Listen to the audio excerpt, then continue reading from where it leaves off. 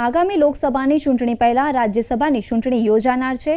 ત્યારે રાજ્યસભાની ચૂંટણી માટે ભાજપે 4 ઉમેદવારો જાહેર કર્યા છે। ગોવિંદ ધોળકિયા, જેપી નડ્ડા, મયંક નાયક અને જસવંતસિંહ પરમારના નામની જાહેરાત કરવામાં આવી છે। ભાજપના રાષ્ટ્રીય પ્રમુખ જેપી નડ્ડા ગુજરાતથી રાજ્યસભા લડશે। લેઉવા પટેલ સમાજના લીડર અને સુરતના ઉદ્યોગપતિ એવા ગોવિંદભાઈ ધોળકિયા રાજ્યસભાના સાંસદ ધોળકિયા બનશે। બક્ષીપંચ મોરચાના પ્રમુખ અને ઉત્તર ગુજરાતના અગ્રણી મયંક નાયકને પણ રાજ્યસભાની લોટરી લાગી છે। મધ્ય ગુજરાતમાંથી ભાજપના અગ્રણી જસવંતસિંહ પરમાર પણ રાજ્યસભાના સાંસદ બનશે। વધુ માહિતી માટે અમારી સાથે ચેતન બામણીયા જોડાઈ ગયા છે। જી ચેતન, ચૂંટણી માટે 4 ઉમેદવારો જાહેર કરવામાં આવ્યા છે, તો શું છે આની વિગત જણાવશો?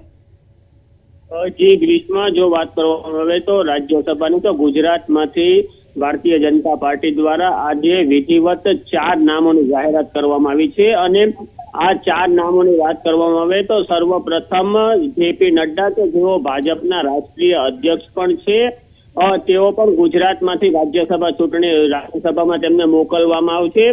તે ઉપરાંત વાત કરવામાં આવે તો ચર્ચિત ચહેરો એક છે સુરતના ગોવિંદભાઈ ધોળકિયા કે જેમણે રામ મંદિરમાં નિર્માણમાં 11 કરોડનું દાન આપ્યું હતું અને મોટા ડાયમંડ મર્ચન્ટ પણ છે। દક્ષિણ ગુજરાતમાં હીરા ઉદ્યોગકારો અને જે ઉદ્યોગપતિઓની જે લોબી છે તેમને સાચવવા માટે ભારતીય જનતા પાર્ટી દ્વારા દક્ષિણ ઝોનમાંથી ગોવિંદભાઈ ધોળકિયાને રાજ્યસભા ટિકિટ આપવામાં આવી છે।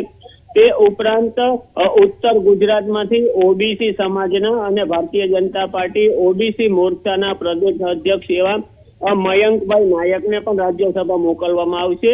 અને ચોથું નામ છે ડોક્ટર જસવંતસિંહ પરમાર કે જેઓ પંચમહાલ જિલ્લામાંથી આવે છે અને મધ્ય ગુજરાતમાંથી ઓબીસી સમાજને સાચવવા માટે તેમને ટિકિટ આપવામાં આવી છે।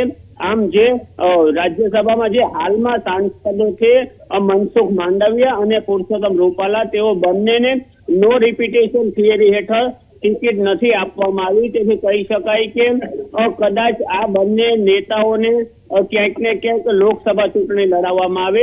અને મનસુખ માંડવિયાની વાત કરવામાં આવે તો તેઓ હાલમાં આરોગ્ય મંત્રી જેવા ખૂબ જ મહત્વના કેન્દ્રીય મંત્રી છે અને તેઓ કદાચ ભાવનગરથી લોકસભા ચૂંટણી લડે તેવી પણ સંભાવનાઓ છે। આમ રાજ્યસભા ઉમેદવારોની જાહેરાત થવાની સાથે જ ગુજરાતમાં ભારતીય જનતા પાર્ટીમાં લોકસભા ચૂંટણીને લઈને ગંભીરો ચીપાઈ ગયો છે। જે ગ્રીષ્મા।